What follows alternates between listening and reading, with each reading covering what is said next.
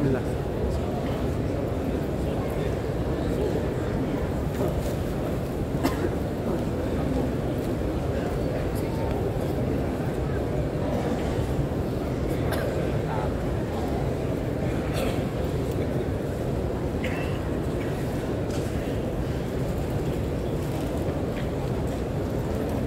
Bismillahirrahmanirrahim. Alhamdulillah, nahmaduhu wa nasta'inuhu wa nastaghfiruh wa na'udzu billahi min shururi anfusina wa min sayyiati a'malina. May yahdihillahu fala mudilla lahu wa may yudlil fala hadiya lahu. Asyhadu an la ilaha illallah wahdahu la syarika lahu wa asyhadu anna Muhammadan 'abduhu wa rasuluhu la nabiyya ba'da, amma ba'd. Ya ayyuhalladzina amanu taqullaha haqqa tuqatih wa la tamutunna illa wa antum muslimun. Ya ayyuhan nasu ittaqu rabbakum alladzi khalaqakum min nafsin wahidah wa khalaqa minha zawjaha wa bassa minhuma rijalan katsiran wa nisaa'a wattaqullaha alladzi tasaaluna bihi wal arham innallaha kana 'alaykum raqiba. Ya ayyuhalladzina amanu ittaqullaha wa qulu qawlan sadida yuslih lakum a'malakum wa yaghfir lakum dhunubakum wa may yuti'illaha wa rasulahu faqad faza fawzan 'azima.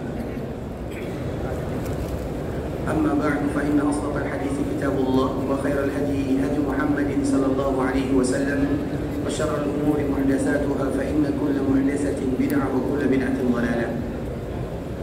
إخوة الإسلام, saudara kaum muslimin, para tetamu Allah rahimani wa rahimakumullah. Alhamdulillah, Allah Subhanahu wa taala kembali memberikan kesempatan dan kesehatan kepada kita bersama untuk bisa duduk, berkumpul, bersua dan berjumpa di dalam masjid Rasulullah sallallahu alaihi wasallam, masjid yang fondasinya adalah iman dan takwa kepada Allah Subhanahu wa taala. Karena setiap muslim apabila mereka diberikan hadiah datang ke kota Madinah, maka seolah-olah iman mereka bertambah kepada Allah Subhanahu wa taala dan bertambah pula kecintaan mereka kepada Rasulullah sallallahu alaihi wasallam. Karena memang para ulama, salah satunya Imam Ibnu Hajar rahimahullahu ta'ala menyebutkan tidak ada hati seorang muslim kecuali ada ketertarikan mereka datang ke kota Madinah. Walaupun hukum asalnya Madinah tidak ada hubungannya dengan ibadah yang kita lakukan, namun apabila seseorang belum dimudahkan datang ke kota Madinah, maka ada hal-hal yang belum sempurna yang belum mereka lakukan dikala mereka beribadah kepada Allah Subhanahu wa ta'ala. Sehingga dengannya kita senantiasa memuji dan memuja Allah Subhanahu wa taala terhadap nikmat dikala kita berada di kota Madinah. Tinggal bagaimana kita memanfaatkan untuk selalu beribadah, bermohon, bermunajat kepada Rabbul Izzati wal Jalalah. Kemudian salawat beriringkan salam semoga senantiasa tercurahkan buat junjungan alam Nabi kita yang mulia, uswah dan qudwah kita bersama, Muhammad bin Abdullah sallallahu alaihi wasallam. Rasulullah sallallahu alaihi wasallam adalah suri tauladan dalam kehidupan. Di antara salah satu kewajiban yang tidak boleh kita lupakan, bahkan kita lalaikan, adalah bagaimana kita menghiasi hari-hari dengan senantiasa mengucapkan salam dan salawat kepada Nabi sallallahu alaihi wasallam. Karena di dalam kita mengucapkan salam dan salawat, ikhwatul Islam, ada dua poin penting yang harus kita ketahui. Yang pertama, apabila ada seorang hamba yang mengucapkan salam dan salawat kepada Nabi, maka mereka sudah melaksanakan perintah Allah Subhanahu wa taala. Artinya imtathala bi amrillah, karena mereka sudah melaksanakan perintah Allah, dan Allah Subhanahu wa taala menyebutkan ya ayyuhalladzina amanu sallu alaihi wa sallimu taslima. Sehingga apabila kita mengucapkan salam dan salawat, berarti kita sedang beribadah kepada Allah Azza wa Jalla. Kita sedang melaksanakan perintah Allah Subhanahu wa taala. Kemudian poin yang kedua, dikala kita mengucapkan salam dan salawat kepada Nabi, berarti kita sedang melaksanakan kewajiban kita atau menunaikan haknya Rasulullah sallallahu alaihi wasallam. Karena salam dan salawat itu adalah hak Nabi. Apa arti hak Nabi? Artinya sesuatu yang dituntut bagi kita untuk melakukannya. Kalau kita tidak melakukannya, maka kalau seandainya kita bersua dan berjumpa dengan Nabi, bagaimana kita mempertanggungjawabkannya? Sehingga di dalam keutamaan yang luar biasa, Nabi menyebutkan inna awlan nasi bi yaumal qiyamah aktsaruhum alayya salatan. Orang yang paling pantas terhadap diriku di hari kiamat adalah mereka yang paling banyak mengucapkan salawat. Apa makna paling pantas terhadap Nabi? Bisa jadi mereka yang paling dekat dengan Nabi. paling pantas mendapatkan syafaat dari Nabi, mereka yang dimudahkan masuk surga oleh Allah Subhanahu wa taala, semuanya masuk ke dalam kalimat aulan nasi bi yaumil qiyamah. Sehingga ancaman tersebut ikhwatul Islam terkhusus bagi mereka yang terbiasa melalaikan dirinya, tidak membiasakan dirinya untuk mengucapkan salam dan salawat kepada Nabi sallallahu alaihi wasallam. Apa kata Rasulullah sallallahu alaihi wasallam? Man nasiya salati alaihi, barang siapa yang lupa, yang lalai karena seseorang muslim atau seorang muslim yang mereka mengatakan cinta kepada Nabi, tidak mungkin lupa kepada Nabi sallallahu alaihi wasallam. Karena orang yang kita cintai tidak mungkin kita lupakan. Misalnya kita contohkan dalam kehidupan dunia saja, kita dengan keluarga kita, kita yang melaksanakan ibadah umrah, kita meninggalkan anak kita di kampung halaman, walaupun kita dipisahkan dengan jarak yang sangat jauh, tapi hati kita tetap senantiasa mengingat dan mengenang mereka semuanya, karena anak-anak kita adalah orang-orang yang kita cintai. Demikian juga seorang suami, dikala mereka melaksanakan ibadah yang mulia ini, kadang mereka berangkat sendirian, tidak membawa keluarganya, tidak membawa istrinya. Walaupun demikian, istri mereka tidak akan pernah mereka lupakan. Kenapa demikian? Karena itu adalah orang-orang yang dia cintai. Begitu juga dengan Nabi sallallahu alaihi wasallam. Mencintai Nabi sallallahu alaihi wasallam tidak mesti kita datang dulu ke kota Madinah. Mereka yang datang ke kota Madinah tidak datang ke kota Madinah selama mereka mengucapkan la ilaha illallah Muhammadur Rasulullah, maka mereka wajib mencintai Nabi. Dan salah satu buktinya adalah sering mengucapkan salam dan salawat kepada Nabi sallallahu alaihi wasallam. Maka Nabi menyebutkan barang siapa yang lupa mengucapkan salawat kepada Nabi atau lalai mereka mengucapkannya, khati'a tariqal jannah, maka bisa jadi nanti mereka salah melangkah menuju surga Allah Subhanahu wa taala. Artinya ikhwatul Islam, kalau seandainya kita balikkan mafhum mukhalafah daripada hadis ini, berarti barang siapa yang banyak mengucapkan dan sering mengucapkan salam dan salawat kepada Nabi, berarti otomatis Allah akan mudahkan langkah mereka menuju surga Allah Subhanahu wa taala, dan semoga Allah mudahkan langkah kita masuk ke dalam surga. Tinggal bagaimana kita senantiasa memperbanyak melatih lisan dan lidah mengucapkan salam dan salawat kepada Rasul kita Muhammad bin Abdullah sallallahu alaihi wasallam. Allahumma salli ala Muhammad wa ala ali Muhammad kama sallaita ala Ibrahim wa ala ali Ibrahim innaka Hamidum Majid. Allahumma barik ala Muhammad wa ala ali Muhammad kama barakta ala Ibrahim wa ala ali Ibrahim innaka Hamidum Majid. Ikhwatul Islam, saudara kaum muslimin, para tetamu Allah rahimani wa rahimakumullah. Kita akan kembali melanjutkan pembahasan kita berkaitan dengan Nabi kita yang mulia Muhammad bin Abdullah sallallahu alaihi wasallam. Nabi sallallahu alaihi wasallam dengan kota Madinah adalah dua hal yang tidak terpisahkan. Madinah dulunya ikhwatul Islam adalah kota yang tidak diharapkan. Madinah dulunya adalah kota yang tidak mau orang tinggal di dalamnya. Madinah dulunya adalah daerah yang penuh dengan wabah penyakit. Madinah dulunya adalah bergelar atau bernama Yasrib, dan arti daripada kalimat Yasrib itu adalah kehinaan, pelecehan, celaan dan yang semisalnya. Artinya Madinah dulu tidak ada apa-apanya sampai datang Nabi sallallahu alaihi wasallam ke kota Madinah. Ketika Nabi sallallahu alaihi wasallam datang ke kota Madinah, maka semuanya mulai berubah. Yang tadinya Yasrib dinamakan oleh Nabi sallallahu alaihi wasallam dengan Madinah. Yang tadinya penuh dengan wabah penyakit, maka Nabi berdoa kepada Allah, ya Allah pindahkan wabah ini ke sebuah daerah yang bernama Juhfah. Yang tadinya Madinah tidak diminati oleh orang-orang, maka Madinah sekarang menjadi tempat yang dikunjungi oleh seluruh kaum muslimin. Artinya Madinah ikhwatul Islam dulu sebelum Nabi sallallahu alaihi wasallam ada di sini, maka Madinah tidak ada nilainya. Namun ketika Nabi sallallahu alaihi wasallam berada di kota Madinah, maka Madinah menjadi daerah yang kedua setelah Makkah Al-Mukarramah. Sehingga bagi kaum muslimin, ketika mereka datang ke kota Madinah, mereka wajib hukumnya mencintai kota yang dicintai oleh Rasulullah sallallahu alaihi wasallam. Sehingga di dalam riwayat yang dibawakan oleh ibunda kita Aisyah radhiyallahu taala anha, yang dikeluarkan oleh Imam Bukhari dan Imam Muslim, terkhusus bagi kita yang datang ke kota Madinah, bagi kita yang memasuki kota Madinah, sebagaimana dulu Nabi memasuki kota Madinah, maka Nabi mengatakan, Allahumma habbib ilaina al-Madinah ka hubbina Makkah aw ashad wa sahihha. Doa Nabi sallallahu alaihi wasallam pertama kali memasuki kota Madinah, ya Allah tanamkan kepada kami cinta terhadap kota Madinah sebagaimana kami mencintai Makkah, atau kecintaan kami terhadap kota Madinah melebihi kecintaan kami terhadap kota Mekah, dan jadikan kota Madinah adalah daerah yang sehat.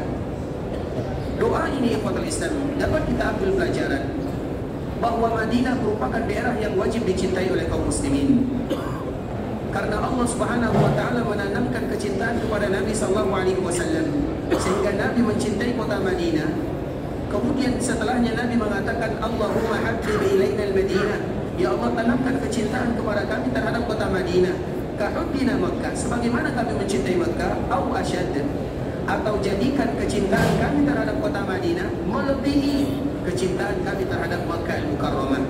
Nah, apabila kita lihat dari sisi ini bahwa Madinah lebih mulia, lebih kita cintai daripada Makkah dari sisi ini.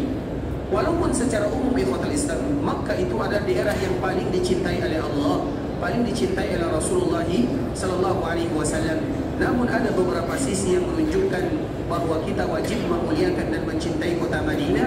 Dan dari hadis ini pula lah di antara salah satu nama kota Madinah adalah Al-Habibah. Al-Habibah itu artinya sesuatu yang wajib kita mencintainya. Karena Madinah adalah daerah yang wajib bagi kaum muslimin untuk mencintainya. Kenapa kita mencintai kota Madinah? Karena kita cinta kepada Rasulullah sallallahu alaihi wasallam. Dan di antara salah satu makna daripada cinta kepada Nabi, mencintai semua yang dicintai oleh Nabi sallallahu alaihi wasallam. Ketika Nabi mencintai kota Madinah, maka wajib pula hukumnya bagi kita mencintai kota Madinah karena kesempurnaan cinta kita kepada Rasulullah sallallahu alaihi wasallam. Dan di antara salah satu bukti kecintaan Nabi terhadap kota Madinah ikhwatul Islam, semenjak Nabi diusir dari Mekah menuju Madinah, Nabi tidak lagi diterima oleh kaumnya yang ada di Mekah. Maka Allah perintahkan Nabi untuk datang berhijrah ke kota Madinah. Maka semenjak itu pula lah Nabi betul-betul mencintai kota Madinah. Dan di antara bentuk Nabi mencintai kota Madinah, Nabi tidak pernah ingin keluar dari kota Madinah. Di antara bentuk Nabi mencintai kota Madinah, Nabi tidak pernah keluar dari kota Madinah, baik di kala Nabi hidup, apalagi setelah Nabi dipanggil oleh Allah Subhanahu wa taala. Kecuali kalau seandainya Nabi ada urusan seperti berjihad di jalan Allah atau Nabi beribadah ke Mekah. Selain itu Nabi tidak pernah keluar dari kota Madinah semenjak Nabi tinggal di kota Madinah. Ini merupakan poin penting yang harus kita ketahui umat Islam. Mengapa demikian? Karena sahabat Anas bin Malik radhiyallahu taala menyebutkan bahwa Nabi sallallahu alaihi wasallam tidak bisa berpisah dari kota Madinah. Kalau seandainya Nabi keluar meninggalkan Madinah karena keperluan, karena jihad atau karena ibadah, kemudian apabila Nabi ingin kembali ke kota Madinah dan Nabi melihat bangunan Madinah dari jarak jauh, maka Nabi sallallahu alaihi wasallam akan merubah gaya berjalannya. Yang tadi mungkin gaya berjalan Nabi sallallahu alaihi wasallam pelan, santai, sebagaimana gaya berjalan yang lainnya. Semenjak Nabi atau dikala Nabi melihat bangunan Madinah dari jarak jauh, maka Nabi akan menggerakkan atau mempercepat gaya berjalannya. Kenapa Nabi melakukan yang demikian? Anas bin Malik menyebutkan di akhir hadis, min hubbiha, karena sayangnya Nabi terhadap kota Madinah. Artinya Nabi tidak ingin lama-lama meninggalkan kota Madinah. Sehingga kita menyebutkan bahwa Nabi tidak pernah keluar dari kota Madinah kecuali ada hajat, kecuali untuk berjihad, kecuali untuk beribadah. Kalau tidak berjihad, kalau tidak beribadah, Nabi tidak pernah keluar dari kota Madinah. Sehingga di zaman atau di kala Nabi sallallahu alaihi wasallam hidup, Nabi sallallahu alaihi wasallam tidak pernah keluar dari kota Madinah. Maka demikian juga di kala Nabi wafat, Nabi tidak akan pernah keluar ke mana-mana. Nabi tetap akan berada di kota Madinah dan Nabi selama-lamanya akan berada di kota Madinah. Mengapa demikian ikhwatul Islam? Karena itu merupakan di antara kalimat janji setia Nabi sallallahu alaihi wasallam kepada orang-orang Ansar. Orang-orang Ansar ikhwatul Islam ketika terjadi Fathu Makkah, Fathu Makkah terjadi pada tahun ke-8 Hijriah, maka Nabi sallallahu alaihi wasallam datang ke kota Makkah. Kemudian Makkah ditaklukkan oleh kaum muslimin. Maka terkenalah dengan istilah Fathu Makkah. Ketika terjadi Fathu Makkah, maka orang-orang Madinah cemburu kepada Nabi sallallahu alaihi wasallam. Kenapa orang Madinah cemburu kepada Nabi? Kenapa mereka tidak bahagia? Mereka bahagia dengan kebahagiaan Nabi. Tapi dalam sisi lain, mereka juga cemburu kepada Nabi sallallahu alaihi wasallam. Kenapa mereka cemburu kepada Nabi? Karena mereka khawatir kalau seandainya Mekah sudah berada di bawah kekuasaan kaum muslimin, mereka takut kalau Nabi tidak lagi tinggal di kota Madinah, Nabi akan tinggal di kota Makkah al-Mukarramah. Maka itulah yang mereka khawatirkan. Mereka cemburu kepada Nabi karena mereka sudah terlalu sayang kepada Rasulullah sallallahu alaihi wasallam. sehingga desas-desus kalimat yang keluar dari orang-orang Ansar bahwa Nabi tidak akan lagi kembali ke kota Madinah. Nabi sudah meninggalkan penduduk Madinah. Nabi akan menetap di kota Makkah sampai di telinga Nabi SAW. Ketika sampai di telinga Nabi SAW, maka seketika Nabi naik ke atas Bukit Safa. Nabi naik ke atas Bukit Safa karena memang Bukit Safa ini ikhwatul Islam, bukit yang ada nilai sejarah dan nilai keutamaan di atasnya. Orang-orang jahiliyah biasanya kalau menginginkan pengumuman, menyampaikan informasi, mereka akan naik ke atas Bukit Safa. Kemudian mereka akan menaburkan pasir di atas kepalanya dan merobek pakaiannya. Itu kebiasaan adat istiadat yang dilakukan oleh orang-orang jahiliyah kalau ingin menyampaikan pengumuman penting. Makanya pertama kali Nabi berdakwah secara terang-terangan. Di mana Nabi naik? Kapan Nabi memanggil saudaranya? Bagaimana tata cara Nabi memanggil kaumnya? Maka Nabi naik ke atas bukit yang biasa dinaiki oleh orang-orang jahiliyah. Nabi berdakwah 3 tahun secara sembunyi-sembunyi. Kemudian Allah turunkan wa anzir ashiratakal aqrabin. Wahai Muhammad, dakwahi keluargamu. Artinya dakwahkan mereka secara terang-terangan, tidak ada lagi kalimat sembunyi. Maka yang pertama kali dilakukan oleh Nabi adalah naik ke atas Bukit Safa. Nabi tidak pernah naik ke atas Bukit Safa. Namun tiba-tiba Nabi naik ke atas Bukit Safa, maka semua orang-orang Quraisy mereka berkumpul. Mereka ingin mendengarkan apa sih kalimat informasi yang akan disampaikan oleh Muhammad SAW. Karena Nabi tidak pernah menyampaikan informasi. Tiba-tiba Nabi naik ke atasnya. Maka datanglah orang-orang Quraisy mendengarkan apa yang disampaikan oleh Nabi. Kalau mereka tidak bisa datang, maka mereka akan mengutus utusan untuk mendengarkan apa yang akan disampaikan oleh Rasulullah SAW. Nah, pertanyaannya, kenapa Nabi naik ke atas Bukit Safa? Karena memang ini merupakan kebiasaan orang-orang jahiliyah. Kebiasaan orang jahiliyah tidak semuanya ditinggalkan oleh Nabi SAW. Ada kebiasaan yang dilakukan oleh Nabi, ada kebiasaan yang ditinggalkan oleh Nabi SAW. Karena ukurannya, barometernya, standarnya adalah kebenaran. Artinya kalau cocok dengan ayat-ayat Allah dan juga dengan hadis Nabi SAW, maka Nabi tidak akan meninggalkan adat istiadat orang-orang jahiliyah. Salah satunya adalah naik ke atas Bukit Safa. Kenapa Nabi naik ke sana? Karena memang itu adalah bukit yang biasa dinaiki oleh orang-orang jahiliyah dikala mereka menyampaikan informasi. Maka Nabi pun datang menyampaikan informasi untuk menyampaikan, mengawali dakwah secara terang-terangan. Nabi naik, tapi Nabi tidak menaburkan pasir di atas rambutnya. Nabi juga tidak merobek pakaiannya. Artinya tradisi ini salah dan tidak dilakukan oleh Nabi SAW. Artinya ikhwatul Islam, tradisi apabila bertentangan dengan ayat-ayat Allah dan hadis Nabi, maka tinggalkan. Sebagaimana Nabi meninggalkan tradisi jahiliyah. Nabi tetap naik ke atas Bukit Safa, namun Nabi tidak menaburkan pasir di atas kepalanya. Nabi juga tidak merobek pakaiannya. Menabur pasir di atas kepala, merobek pakaian, itu bukan tradisi kaum muslimin. Sehingga Nabi SAW naik, namun tidak melakukan tradisi kebiasaannya. Kemudian dikala Nabi naik, maka Nabi SAW menyampaikan bahwa aku adalah utusan dari Allah Subhanahu Wa Taala. Dikala Nabi mengatakan kalimat ini, maka mulailah orang-orang jahiliyah mereka marah kepada Nabi. Dan yang pertama kali marah kepada Nabi adalah pamannya sendiri yang bernama Abdul Uzza, atau yang lebih kita kenal dengan Abu Lahab. Sehingga dengannya Allah pun menurunkan yang kita kenal dengan suratul Lahab. Terlepas daripada itu semua ikhwatul Islam, begitu juga Nabi SAW dikala terjadi Fathu Makkah.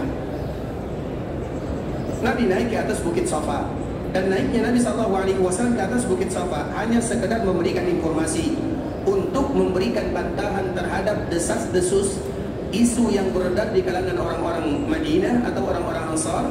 Maka Nabi SAW mengumpulkan mereka semuanya sambil mengatakan, Al-mahya mahyakum wal mamatu mamatukum. Rasulullah SAW mengatakan, wahai kalian orang-orang Ansar, ketahuilah bahwa sesungguhnya kehidupanku ini adalah kehidupan kalian. Artinya aku akan tetap hidup bersama kalian untuk selama-lamanya. Ketika kalian menyambut diriku dengan lapang dada, menjadikan Madinah sebagai tempat tinggalku, kalian memiliki banyak sekali sejarah di dalam kehidupan Nabi SAW. Nabi SAW ingin berbalas jasa kepada orang-orang Ansar. Mereka lah yang senantiasa menolong Nabi SAW. Dan di antara bentuk Nabi ingin berbalas jasa kepada orang Madinah, kepada orang Ansar, Nabi mengatakan, Al-mahya mahyakum wal mamatu mamatukum.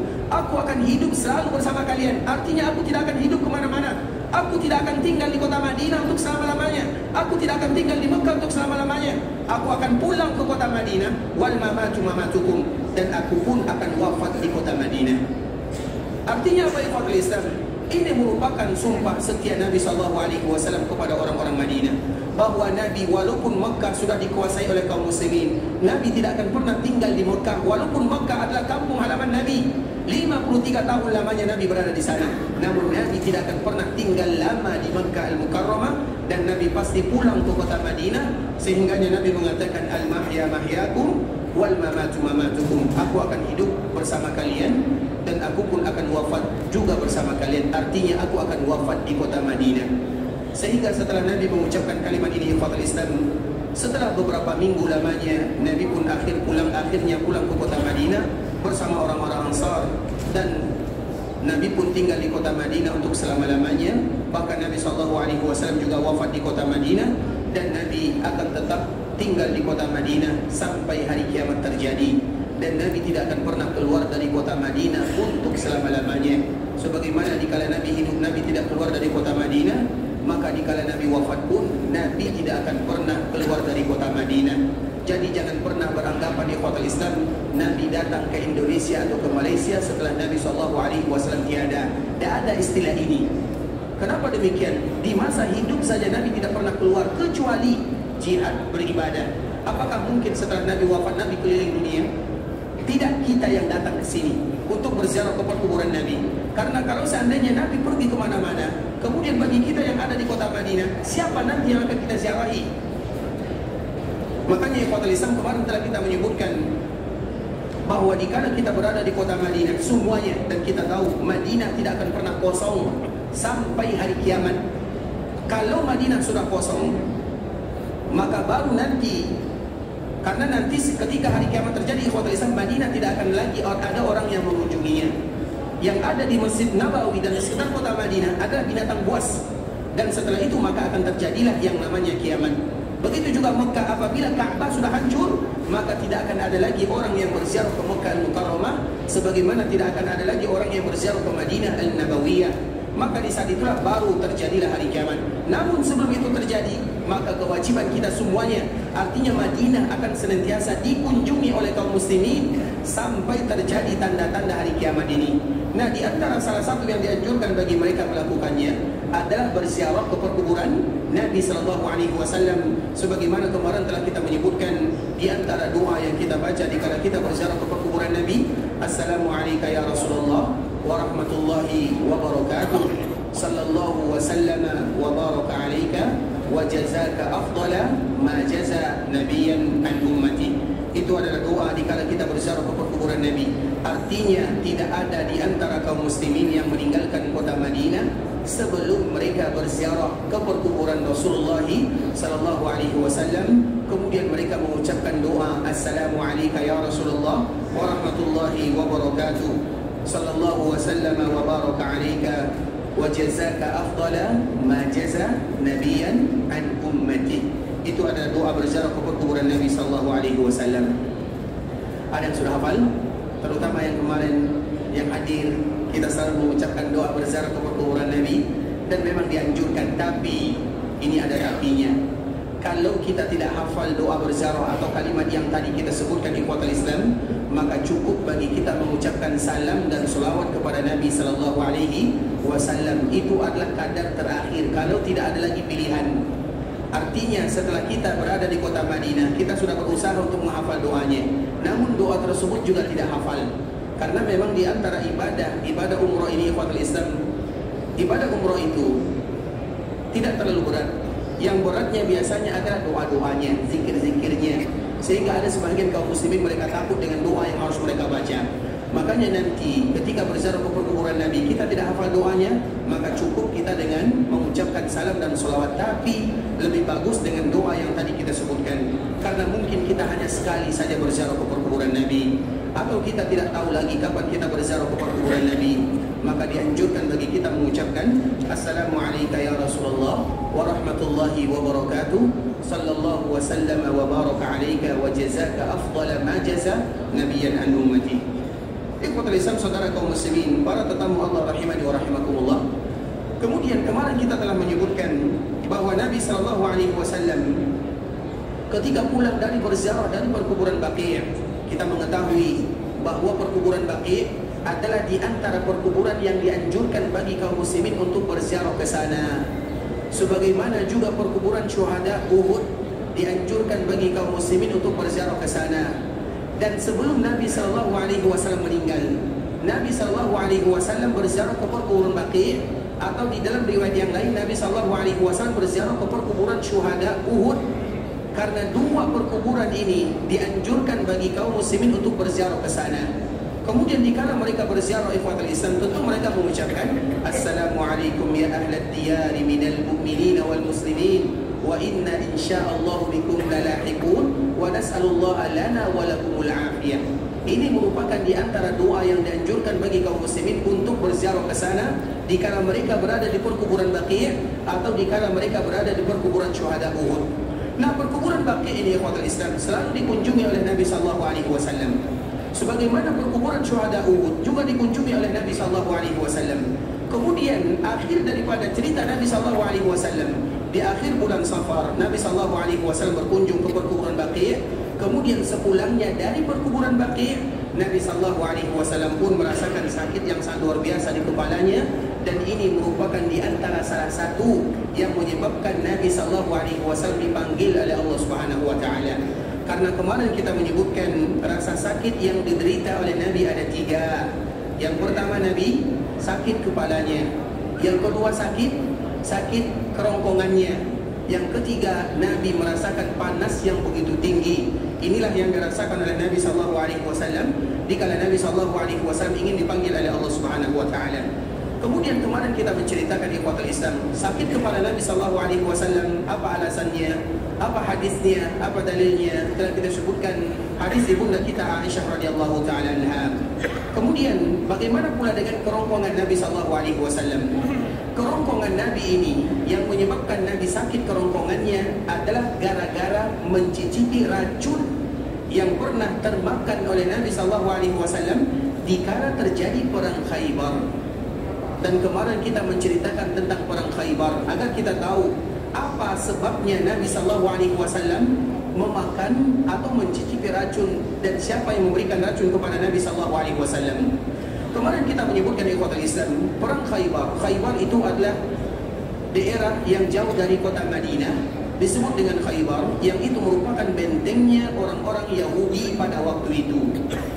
Kemudian Allah Subhanahu Wa Taala memberikan kemenangan kepada Nabi SAW di Khaybar, sehingga di Khaybar Nabi mendapatkan dua kabar gembira. Yang pertama, Nabi SAW diberikan kemenangan oleh Allah Subhanahu Wa Taala. Dan yang kedua, Nabi SAW juga kedatangan seorang tamu yang spesial bagi Nabi SAW. Tidak lain tidak bukan adalah Ja'far bin Abi Talib.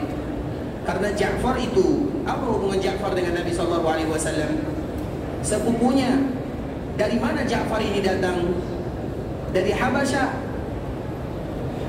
Artinya ikhwatul Islam, Ja'far itu adalah orang yang kedua kali hijrah ke Habasyah. Pertama kali Nabi berdakwah di Mekah Al-Mukarramah, maka Nabi izinkan para sahabatnya hijrah ke Habasyah. Yang pertama kali hijrah ada 12 orang jumlahnya.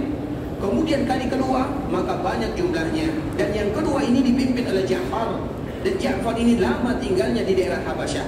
Kapan Ja'far ini pulang ke kota Madinah, bersua lagi dengan Nabi SAW dikala terjadinya perang Khaybar. Ketika Allah berikan kemenangan kepada kaum muslimin di Khaybar, maka di saat itu pula Ja'far datang berjumpa dengan Nabi SAW. Sehingga dengannya Nabi mengatakan, aku tidak tahu mana atau kebahagiaan apa yang Allah Subhanahu Wa Taala berikan kepada dirimu. Apakah aku bahagia karena diberikan kemenangan oleh Allah di perang Khaybar, atau aku bahagia dengan datangnya sepupuku yang bernama Ja'far? Karena Ja'far ini ikhwatul Islam adalah di antara orang yang mirip dengan Nabi SAW. Ja'far ini adalah salah satu di antara keluarga Nabi yang dia mirip dengan Nabi SAW. Dan Nabi SAW sangat sayang kepadanya, sehingga Nabi sangat bahagia dikala kedatangan Ja'far bin Abi Talib. Kemudian Nabi mengatakan, aku tidak tahu bahagia ini apakah karena kemenangan atau atau karena datangnya Ja'far dari Habasyah. Jadi ini merupakan di antara kejadian yang sangat indah dilalui oleh Nabi SAW ketika terjadi perang Khaybar. Kemudian ikhwatul Islam, kemarin kita menceritakan dikala terjadi perang Khaybar, maka yang memimpin panglima perang Khaybar itu adalah Ali bin Abi Thalib radhiyallahu ta'ala anhu. Nabi SAW mengatakan, la u'tiyanna ar-rayata ghadan rajulan yuhibbullaha wa rasulahu wa yuhibbuhullahu wa rasuluh.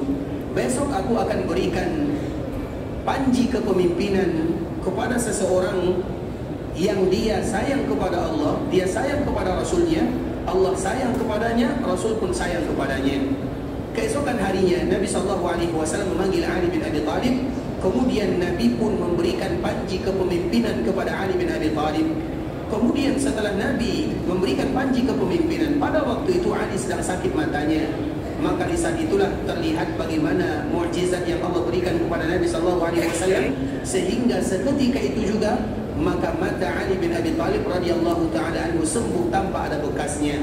Bahkan mata Ali bin Abi Thalib sampai dia meninggal tidak pernah rabun atau tetap sehat sampai dia dipanggil oleh Allah Subhanahu wa taala di Kufah. Dan itu adalah karena mukjizat Allah Subhanahu wa taala yang diberikan kepada Nabi sallallahu alaihi wasallam, dan itu bukan kejadian pertama di kota Islam. Artinya Nabi sallallahu alaihi wasallam menyembuhkan mata tentunya karena Allah Subhanahu wa taala bukan kali pertama. Bahkan pernah juga terjadi di kota Islam dikala terjadi perang Uhud. Kita tahu bagaimana kejadian yang ada di Uhud, peperangan yang begitu dahsyat yang membuat Nabi sallallahu alaihi wasallam sedih. Karena Nabi SAW sakit hatinya kepada orang-orang yang telah membunuh pamannya, keluarganya, dan juga sakit badan Nabi SAW, sehingga lahir dan batin Nabi SAW merasakan sakit yang luar biasa. Kemudian di kota Islam, setelah terjadi perang Uhud ini, maka ada salah seorang sahabat yang matanya buta karena masuk anak panah di dalam matanya. Kemudian setelah beberapa saat dia tidak lagi bisa melihat. Kemudian dia datang kepada Nabi SAW, ya Rasulullah, doakan diriku kepada Allah Subhanahu wa taala.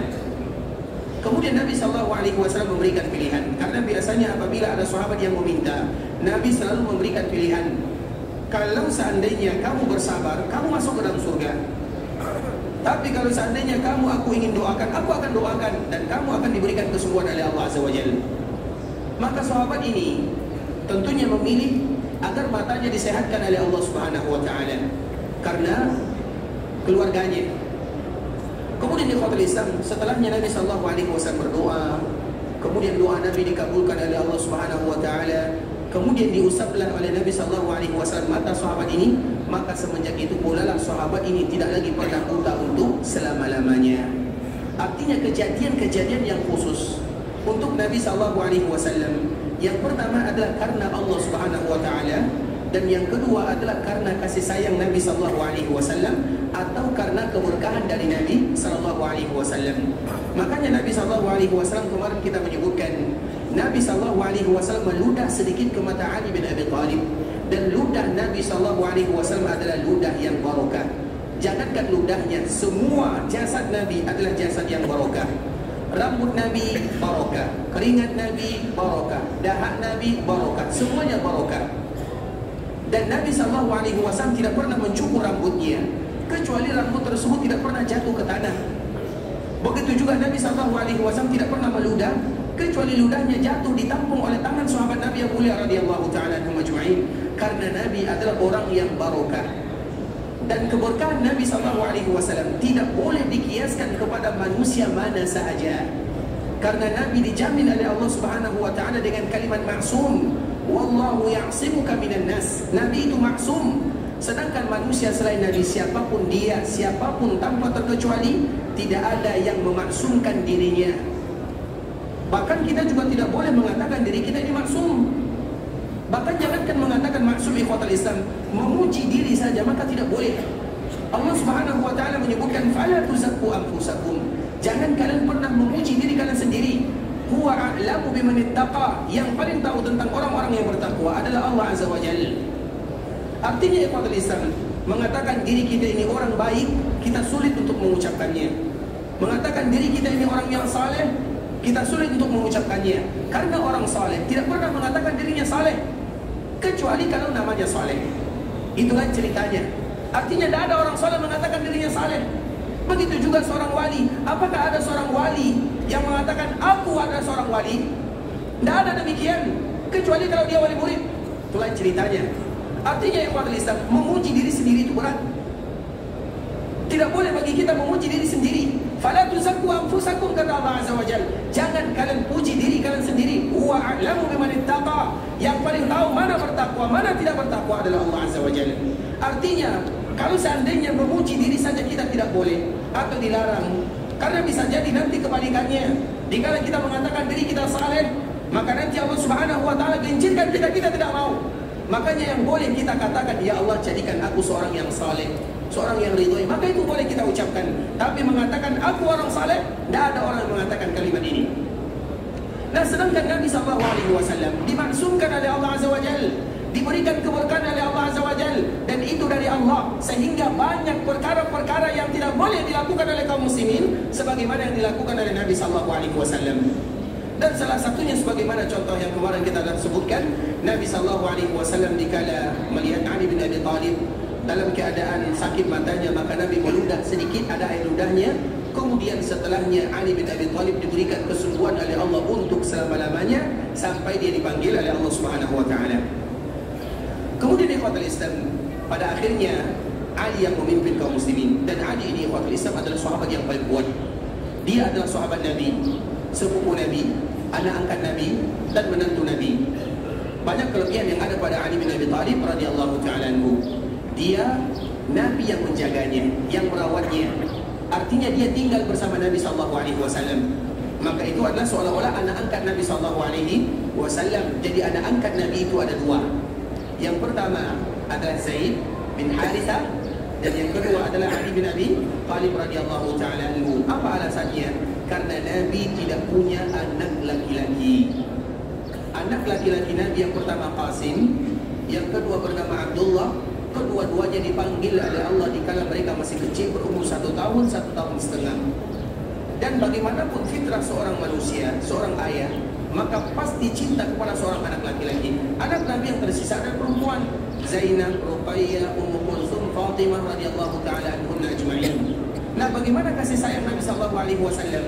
Maka Nabi ada 2 orang di rumahnya. Yang pertama adalah Zaid, dan yang kedua adalah Ali bin Abi Thalib radhiyallahu ta'ala anhu. Artinya Ali ini hidup bersama Nabi SAW, sehingga pertama kali Nabi diberikan amanah menjadi seorang Nabi dan menjadi seorang Rasul, maka dia termasuk orang yang pertama kali beriman kepada Nabi, karena memang dia Nabi yang menjaganya. Sehingga Ali ini punya kelebihan. Yang pertama, dia hidup di rumah Nabi. Kemudian ikhwatul Islam, dia pun sepupu Nabi. Kemudian yang ketiga, dia dianggap anak oleh Nabi SAW. Dan yang keempat, betul-betul dia menjadi anak Nabi SAW, atau yang kita kenal dengan menantu Nabi SAW. Itu merupakan di antara keutamaan Ali bin Abi Thalib radhiyallahu ta'ala anhu. Ali bin Abi Thalib ini ikhwatul Islam, dia diberikan kekuatan yang luar biasa oleh Allah Subhanahu wa ta'ala. Dan sumber kekuatannya, kenapa Ali ini diberikan kekuatan? Ada orang yang mengatakan ikhwatul Islam, atau di antara salah satu alasannya adalah karena zikir yang diajarkan oleh Nabi SAW kepada dirinya. Apa zikir tersebut ikhwatul Islam? Fatimah radhiyallahu ta'ala anha suatu ketika dia datang ingin mengadu kepada Nabi SAW. Dikala dia pergi ke rumah Nabi, ternyata Nabi tidak ada di rumah. Kemudian Fatimah pun pulang. Di malam hari, Aisyah memberitahukan kepada Nabi bahwa tadi Fatimah datang. Maka dikala Aisyah mengatakan tadi Fatimah datang, maka Nabi datang ke rumah Fatimah, karena Fatimah adalah wanita putri yang paling disayangi oleh Nabi SAW.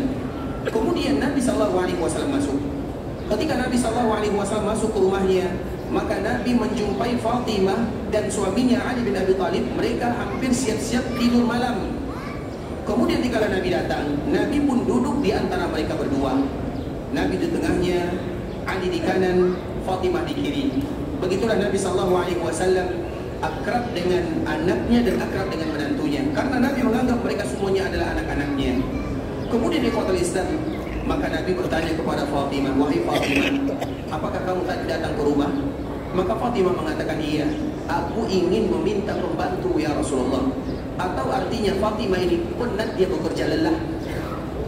dia yang bekerja, mengurus, misalnya mengurus suaminya, mengurus rumahnya, tidak ada pembantunya, maka dia datang kepada ayahandanya meminta pembantu kepada Nabi SAW. Apakah Nabi mengabulkan permintaan Fatimah? Nabi memberikan yang terbaik daripada itu. Apa kata Nabi SAW? Wahai Fatimah, wahai Ali, maukah aku ajarkan kepada kalian yang lebih baik daripada pembantu? Maka Nabi pun mengatakan, atau mereka mengatakan iya. Maka Nabi mengatakan, sebelum kalian tidur, maka ucapkanlah subhanallah 33 kali, alhamdulillah 33 kali, Allahu Akbar 33 kali. Maka baru setelahnya kalian berbaring dan tidur. Nah, ini ikhwatul Islam, sunnah ini tidak pernah ditinggalkan oleh Ali bin Abi Thalib radhiyallahu ta'ala anhu dalam keadaan apapun. Bahkan dikala terjadi perang Siffin itu adalah masalah yang terjadi antara Ali bin Abi Thalib dengan Muawiyah radhiyallahu ta'ala anhuma. Di malam harinya pun Ali bin Abi Thalib tidak pernah meninggalkan doa ini. Maka doa ini merupakan sumber kekuatan bagi kaum muslimin, yang mana banyak di antara kaum muslimin yang melalaikannya. Makanya Fatimah, dikala dia datang kepada Nabi meminta pembantu, Nabi mengajarkan zikir yang akan memberikan kekuatan kepada dirinya. Fatimah, Ali melaksanakan perintah Nabi SAW dan melakukan sunnah ini, sehingga mereka diberikan kekuatan. Fatimah diberikan kekuatan dalam bekerja, Ali juga diberikan kekuatan di dalam berjuang di jalan Allah Subhanahu wa taala. Bagaimana kekuatan Ali bin Abi Thalib? Itu ditunjukkan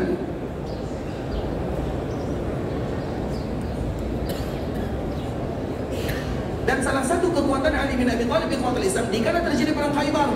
Perang Khaybar itu adalah perang yang betul-betul luar biasa. Orang Yahudi itu ikhwatul Islam besar, kuat, tapi bisa dikalahkan oleh Ali bin Abi Thalib. Benteng Khaybar itu juga bisa diangkat oleh Ali bin Abi Thalib, saking kuatnya Ali bin Abi Thalib. Coba bayangkan, kita lihat pintu Masjid Nabawi. Pintu Masjid Nabawi ini separuhnya mungkin 10 orang tidak bisa kita mengangkatnya. Dan benteng biasanya pintunya kuat. Nah, para sahabat menyaksikan Ali bin Abi Thalib mengangkat benteng, mengangkat pintu benteng sendirian, yang mana pintu ini tidak bisa diangkat kecuali oleh 10 orang laki-laki, tapi Ali bisa mengangkatnya sendiri. Artinya Allah berikan kekuatan kepadanya.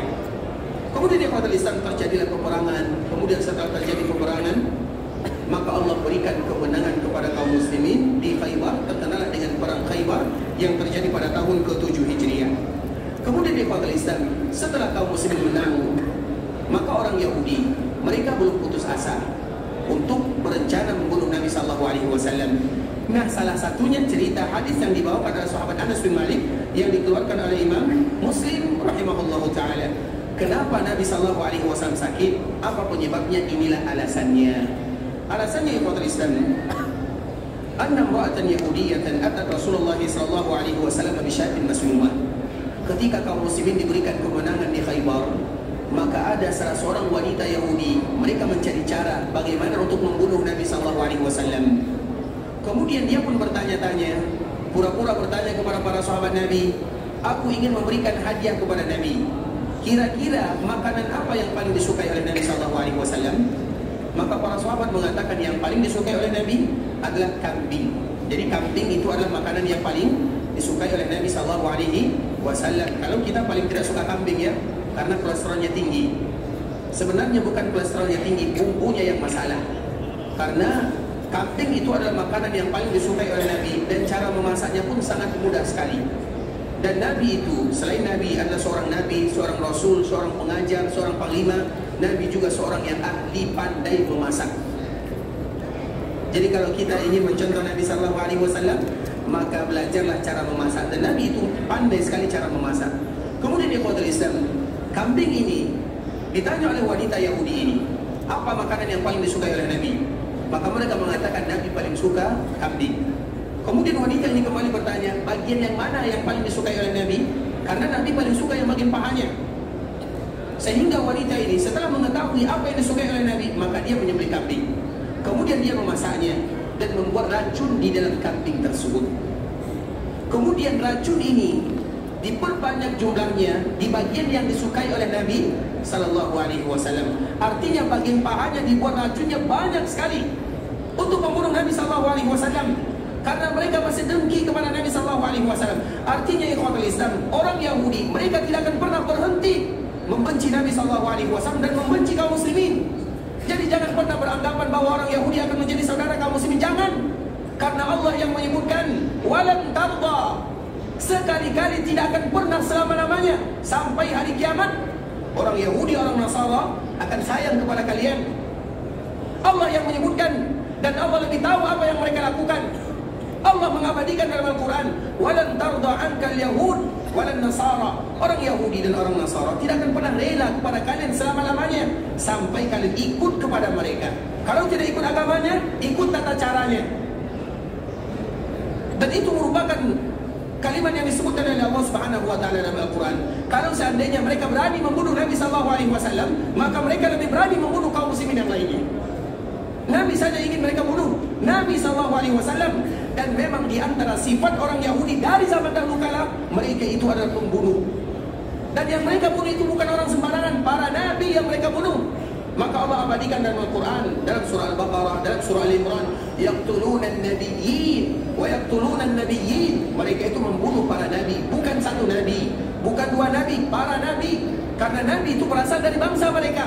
Dan rata-rata para nabi itu wafat, meninggal sebagai seorang syuhada, yang membunuhnya adalah orang-orang Yahudi. Allah yang menyebutkan dalam Al-Quran agar kita tahu ikhwatul Islam bagaimana kejamnya mereka terhadap para nabi, dan salah satunya adalah terhadap Nabi SAW. Dan ini bukan kali pertama. Pernah juga ikhwatul Islam, Nabi pernah, karena orang Yahudi itu adalah orang yang kaya. Kita tahu semuanya dari zaman dahulu kala. Orang Yahudi itu adalah orang yang mulia di zamannya. Makanya ada dua bahasa yang harus kita pisahkan. Ada kalimat Bani Israel, ada kalimat Yahudi. Biasanya Allah kalau memberikan pujian, maka disebutkan kalimat Bani Israel. Tapi kalau ingin menyebutkan celaan, maka Allah sebutkan dengan kalimat Yahudi. Karena Bani Israel, Israel itu nama Nabi Yakub, keturunannya disebut dengan Bani Israel.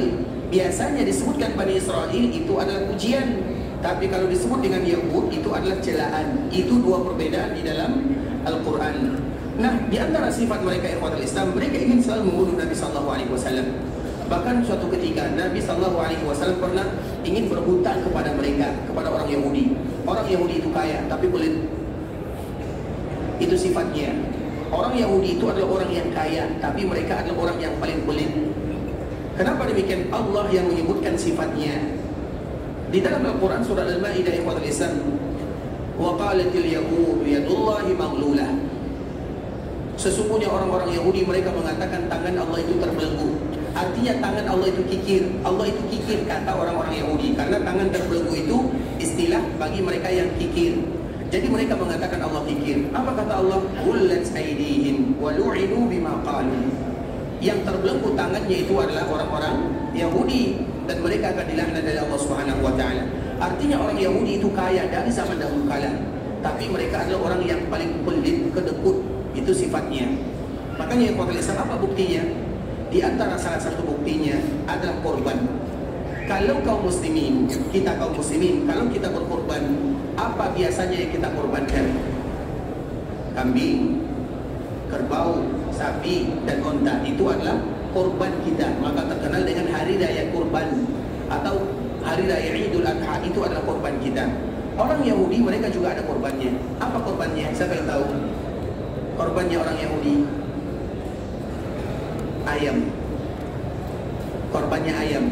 Coba bayangkan kalau kita berkorbannya ayam, semua kita bisa berkorban. Padahal mereka adalah orang-orang kaya, tapi korbannya adalah ayam. Jadi korban ayam itu ikhwatul Islam bukan hanya sedang berkorban, karena mereka ada namanya dinding ratapan. Nah, ratapan itu mereka meratap akan dosa-dosanya, kemudian ditulis. Nah, ditulis dimasukkan ke dalam ayam ini, kemudian disembelih seolah-olah hilang dosanya. Artinya berkorban mereka adalah sesuatu yang paling sedikit, padahal mereka kaya, tapi mereka tidak mau mengeluarkan hartanya. Nah, begitu juga di zaman Nabi. Nabi SAW pernah meminta bantuan kepada mereka. Kemudian dikala mereka mengiyakan, maka mereka ingin membunuh Nabi, melemparkan batu besar dari belakangnya. Kemudian Nabi mengetahuinya. Kemudian setelah itu Nabi SAW meninggalkan mereka, dan Nabi pun datang untuk meminta pertanggungjawaban kepada orang-orang Yahudi tersebut. Artinya ikhwatul Islam, usaha pembunuhan terhadap Nabi itu bukan satu kali atau dua kali, berkali-kali. Jadi Nabi kita Muhammad SAW ingin dibunuh oleh orang-orang Yahudi. Kemudian ada kaum muslimin, mereka berkasar terhadap saudaranya kaum muslimin, berlembut-lembut terhadap orang-orang yang ingin membunuh Nabi-Nya sallallahu alaihi wasallam. Maka perhatikan kalimat ini baik-baik, ikhwatul Islam. Kemudian wanita yang ingin membunuh Nabi sallallahu alaihi wasallam, maka dia buat racun di dalam makanan tersebut. Kemudian setelah racun dibuat, makanan pun jadi, maka dihidangkan di hadapan Nabi sallallahu alaihi wasallam. Nah, dikala dihidangkan di hadapan Nabi, maka Nabi sallallahu alaihi wasallam mencicipinya. Para ulama sejarah itu mereka berbeda. Apakah Nabi hanya sekedar memakannya atau menelannya? Ada yang mengatakan Nabi telah menelannya, ada yang mengatakan Nabi hanya sekedar mengunyahnya kemudian kembali memuntahkannya. Namun apapun yang terjadi, tapi makanan ini sudah masuk ke dalam mulut Nabi SAW. Kalau racun sudah masuk ke dalam mulut, maka akan memberikan mudarat kepada manusia biasa. Artinya ikhwatul Islam, para ulama mereka berbeda. Apakah Nabi menelan makanan atau Nabi memakannya, mencicipinya, kemudian memuntahkannya? Kalau yang mengatakan Nabi menelannya, maka dengan alasan itulah mereka mengatakan bahwa Nabi itu wafat sebagai seorang yang syuhada.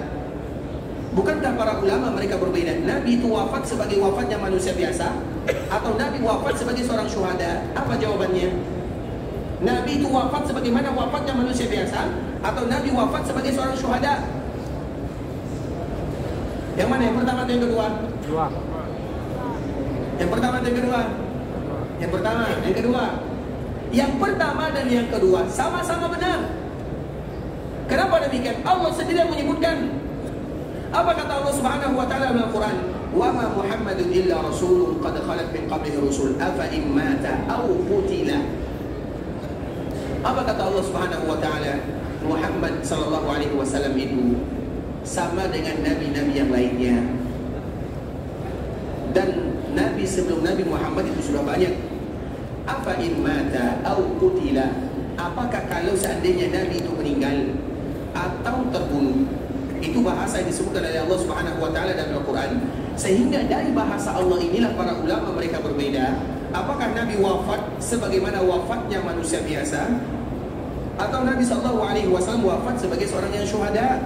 Bagi mereka yang mengatakan bahwa Nabi itu wafat sebagai manusia syuhada, karena salah satu yang menyebabkan wafatnya Nabi SAW adalah gara-gara racun yang pernah termakan dan tercicipi oleh Nabi SAW dikala terjadi perang Khaybar. Artinya ikhwatul Islam, Nabi SAW dikala makanan ini ingin dimakan oleh Nabi SAW dan Nabi betul-betul ingin memakannya, bahkan sudah dicicipi oleh Nabi. Tiba-tiba apa yang terjadi? Tiba-tiba makanan ini pun berbicara. Jadi yang berbicara itu bukan hanya kita sebagai manusia, makanan juga berbicara. Racun ini atau makanan yang tadi sudah diberikan racun berbicara kepada Nabi SAW, fa inni masmumah, jangan makan aku, jangan dekati diriku karena aku sudah diberikan racun. Padahal kambing yang sudah dimasak berbicara kepada Nabi. Bukan hanya itu ikhwatul Islam, di dalam riwayat yang lain bahkan para sahabat Nabi dikala mereka memakan, kunna nasma'u tasbihat ta'am wa huwa yukal. Kami kadang-kadang mendengarkan makanan yang kami makan ini, dia bertasbih kepada Allah Subhanahu wa taala dan dia sedang dimakan. Artinya yang berbicara itu bukan hanya manusia, makhluk lain pun mereka berbicara. Bagaimana cara berbicaranya? Kita tidak tahu. Makanya kambing ini yang tadi sudah dimasak berbicara. Mana mulutnya? Tidak ada. Mana rongganya? Juga tidak ada. Bagaimana dia berbicara? Tanya kepada kambingnya. Artinya kita tidak tahu. Dan begitu juga makanan. Bukan hanya makanan yang ikhwatul Islam. Tidakkah kita tahu? Dulu dikala Nabi pernah di Mekah, Nabi lewat. Dikala biasa Nabi lewat, Nabi itu sebelum menjadi Nabi, setiap kali Nabi lewat, maka Nabi mendengar ada orang yang mengucapkan salam di sana. Nabi belum lagi diutus menjadi Nabi dan menjadi Rasul, tiba-tiba ada orang yang mengucapkan salam. Salam ini dari mana sumbernya? Ternyata yang mengucapkan salam kepada Nabi adalah kerikil. Jadi ada beberapa bebatuan kerikil di Mekah. Setiap kali Nabi lewat di sana, dia mengucapkan salam kepada Nabi SAW. Padahal tidak ada orang yang mengucapkan salam di dunia, tapi kerikil ini mengucapkan salam kepada Nabi.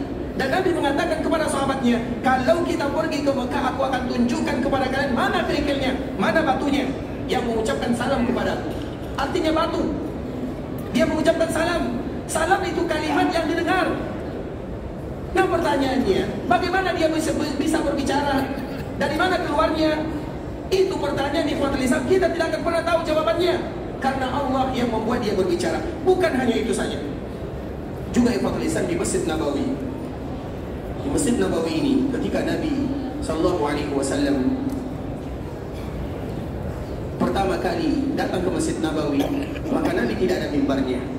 Kemudian dikala tidak ada mimbar ikhwatul Islam, biasanya setiap kali Nabi berkhutbah, berceramah, Nabi akan memegang tiang Masjid Nabawi. Tiang Masjid Nabawi pada waktu itu adalah pohon korma. Kemudian tiba-tiba ada seorang wanita Al-Ansar. Dia datang melihat Nabi sallallahu alaihi wasallam, "Ya Rasulullah, apakah mau kami buatkan untukmu mimbar?" Di dalam riwayat yang lain disebutkan Nabi yang menawarkan diri untuk dibuatkan mimbar. Di dalam riwayat yang lain, wanita ini yang menawarkan kepada Nabi, "Ya Rasulullah, maukah kami buatkan untukmu mimbar?" Kenapa demikian? Agar Nabi mudah berdiri, agar Nabi tidak sulit lagi memegang pohon korma. Maka mimbar ini dengan izin Nabi dibuat. Kemudian setelah mimbar ini dibuat, maka dimasukkan ke dalam Masjid Nabawi. Ketika dimasukkan ke dalam Masjid Nabawi ikhwatul Islam, maka apa yang terjadi? Nabi SAW yang tadi biasa berbicara, berkhutbah, menyampaikan tazkirah, mau'izah, biasanya Nabi bertelekan memegang pohon korma. Namun setelah mimbar ada, Nabi tidak lagi memegang pohon korma, tapi Nabi kembali menjadikan mimbar sebagai sandarannya. Karena ada tempat mimbar Nabi itu ada 3 tangganya atau ada 3 anak tangganya. Kemudian pertama kali Nabi SAW naik mimbar, maka tiba-tiba ada yang menangis. Di dalam Masjid Nabawi tidak ada bayi di sana. Karena menangis ini seperti tangisan bayi. Kemudian tangisannya semakin kuat, semakin kuat, semakin kuat. Para sahabat melihat ke kanan, ke kiri, tidak ada bayi di sini. Ternyata yang menangis itu siapa? Yang menangis itu tidak lain tidak bukan adalah pohon kurma yang tadi biasa dipegang oleh Nabi SAW. Pohon kurma tiang Masjid Nabawi ini, dia benda mati. Dia menangis. Pertanyaannya, bagaimana cara dia menangis? Mana mulutnya, mana rongganya, dari mana keluar suaranya? Dia menangis. Kenapa dia menangis? Karena tidak tahan berpisah dari Rasulullah SAW. Kemudian setelah menangis dengan suara yang kuat, suaranya kuat sekali. Semua para sahabat mendengarkan pohon korma ini menangis. Pohon korma yang luar biasa. Kemudian ikhwatul Islam, setelah pohon korma ini menangis, maka Nabi tidak jadi melanjutkan khutbah dan ceramahnya. Nabi turun dari mimbarnya. Kemudian Nabi kembali melakukan yang biasa dilakukan oleh Nabi sebelum mimbar ini ada. Artinya Nabi biasa memegangnya, maka sekarang Nabi kembali memegangnya. Ketika Nabi memegang pohon korma ini, maka sedikit demi sedikit suaranya mulai hilang. Ibarat seorang anak yang sudah diberikan ASI oleh ibunya. Ada tangisannya, ada isak tangisnya, tapi sedikit demi sedikit sudah mulai berkurang dan pada akhirnya hilang. Kemudian apa kata Nabi SAW? Kalau aku tidak turun dan aku tidak merangkul dan memegangnya, maka dia akan menangis sampai hari kiamat. Karena sayang dan rindu tidak mau berpisah dengan Rasulullah SAW. Artinya apa ikhwatul Islam? Dia menangis. Bagaimana cara dia menangis? Allahu a'lam. Kita tidak tahu dari mana keluar suara, kemudian bagaimana kita tidak tahu satupun. Padahal itu masih makhluk Allah Subhanahu wa ta'ala. Begitu juga dengan makanan. Jadi makanan yang tadi ingin dimakan oleh Nabi sallallahu alaihi wasallam, berbicara kepada Nabi sallallahu alaihi wasallam dan mengatakan, "Fa inni masmumah." Aku telah diberikan racun. Kemudian apa yang terjadi ikhwatul Islam? Fa akala minha. Maka Nabi sallallahu alaihi wasallam memakan bagian daripada kambing tersebut. Kemudian setelah Nabi memakannya dan makanan ini berbicara kepada Nabi, dan para sahabat juga mendengarkannya bahwa makanan ini berbicara. Faji'a biha ila Rasulillah sallallahu alaihi wasallam fasa'alaha an dzalik. Kemudian wanita Yahudi ini dipanggil, didatangkan kepada Nabi. Kemudian ketika dia didatangkan kepada Nabi, maka dia pun ditanya, "Kenapa kamu melakukan yang demikian?" Maka apa jawabannya? Faqalat aradtu liaqtulak. Aku melakukan ini karena aku ingin membunuhmu. Dia terus terang mengatakan yang demikian kepada Nabi SAW, seorang wanita Yahudiyah. Kalau seandainya wanitanya saja berani mengatakan yang demikian, apalagi kaum laki-lakinya. Artinya ikhwatul Islam, sejarah itu akan berulang dan berulang. Kalau seandainya mereka tega rela ingin membunuh Nabi SAW, maka tentunya kaum muslimin yang lain lebih mudah bagi mereka untuk membunuhnya.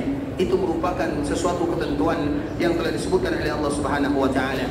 Kemudian apa kata Nabi SAW? Tidak mungkin kamu membunuhku. Karena wanita ini ternyata dia paham. Kenapa dia paham?